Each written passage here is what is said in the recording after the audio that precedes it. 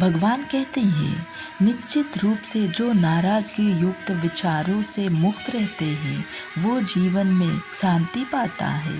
जीवन में दर्द मिलना तो स्वाभाविक है, लेकिन दुखी होना या ना होना ये आपके हाथों में है। जो व्यक्ति सच्चाई की तलाश नहीं करते वो जीवन जीने का असली उद्देश्य से भटक जाती हैं। भगवान कहती हैं, मैं कभी नहीं देखता कि क्या क्या गया है, मैं केवल यही देखता हूँ कि क्या क्या करना बाकी है। परमात्मा ने तो हर इंसान को एक जैसे बनाया है, पर अंतर सिर्फ हमारे मस्तिष्क के अंदर होती है। अगर आप किसी दूसरे के लिए दिया जलाते हैं तो ये आपके रास्ते भी तो रोशन कर देता है। भगवान कहती हैं, आकाश में पूरब और पश्चिम का कोई भेद नहीं, पर लोग अपने मन में भेदाभेद को जन्म देते हैं। जो मानव अपने निंदा सुन लेने के बाद भी शांत होता है वो सारे जगत पर विजय प्राप्त कर लेता है। भगवान कहते हैं, बुराई अवश्य रहनी चाहिए, तभी तो अच्छाई उसके ऊपर अपनी पवित्रता साबित कर सकते हैं। आपके पास जो कुछ भी है उसे बढ़ा चढ़ा कर मत बताइए और ना ही दूसरों से आप कोई ईर्ष्या कीजिए। भगवान कहते हैं, क्रोध में हजारों शब्द का गलत बोलने से अच्छा मौन वो एक शब्द है जो जीवन में शांति लाता है। मनुष्य क्रोध में प्रेम से, पाप के सदाचार से, लोभ के दान से और झूठ के सत्य से जीत सकता है।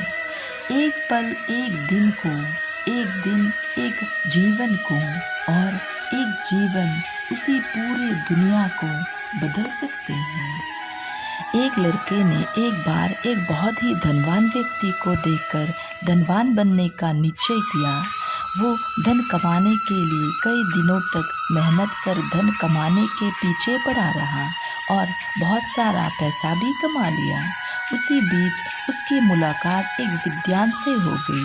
विद्वान के ऐश्वर्य देखकर वो आश्चर्यचकित हो गया और अब उसने विद्वान बनने का निश्चय कर लिया और अगले ही दिन से वो धन कमाने को छोड़कर पढ़ने लिखने में लग गया। वो अभी अक्षर ज्ञान ही सीख पाया था कि उसी बीच इसकी मुलाकात एक संगीतज्ञ से हो गया। उसके संगीत में अधिक आकर्षण दिखाई दिया, इसीलिए उसी दिन से उसने पढ़ाई बंद कर दी और संगीत सीखने में लग गया। इसी तरह काफ़ी उम्र बीत गया, ना वो धनी बन सका, ना वो विद्वान बन पाया और ना ही वो अच्छा संगीतज्ञ बन पाया। तब उसे बड़ा दुख हुआ। एक दिन उसकी मुलाकात एक बहुत बड़े महात्मा से हो गई। उसने महात्मा को अपने सारे दुख का कारण बताया।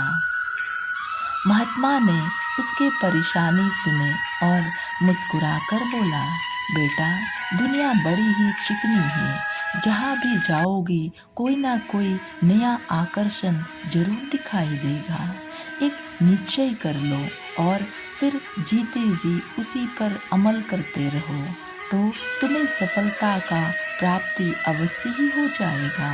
नहीं तो दुनिया की झमेले में यूं ही चक्कर खाते रहोगे। बार बार अपने रूसी बदलते रहने से कोई भी उन्नति नहीं कर पाएगा।